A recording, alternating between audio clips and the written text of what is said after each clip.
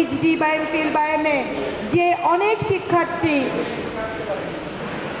একটি গাড়ি কিনে ফেলেন, আর আমার এখানে সিনিয়র প্রফেসররা বেলা শেষে বা অবসরে যে একটি গাড়ি কেনার স্বপ্ন দেখেন। সুতরাং কার সাথে কার কম্প্যারিজন?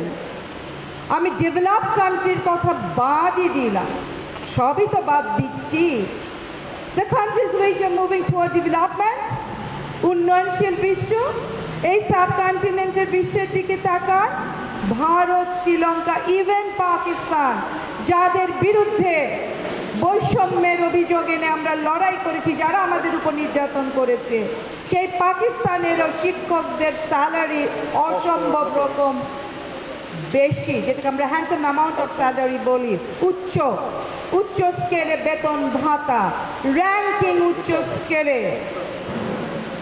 সেই জায়গায় কি আমরা আছি? নাই। তাহলে সর্বজনীন স্কিম বা পেনশনের অধীনে 13ই মার্চ কি কারণে, এটি তো 4টি যে স্কিম ছিল সেই ধারা থেকে বের করে এনে কেন 13ই মার্চ অকস্মাৎ এমন একটি বৈষম্যমূলক করা হলো? সেই প্রশ্ন আপনাদের সামনে আছে। সেই প্রশ্নের উত্তরগুলোই আমরা বারবার দেবার চেষ্টা করছি সম্মানিত সহকর্মীবৃন্দ। সুতরাং আমি আমার প্রারম্ভিক বক্তব্য না বাড়িয়ে এখন বক্তব্য দানের জন্য আহ্বান করছি শিক্ষক সমিতির সাবেক সাধারণ সম্পাদক অধ্যাপক লুৎফর রহমান।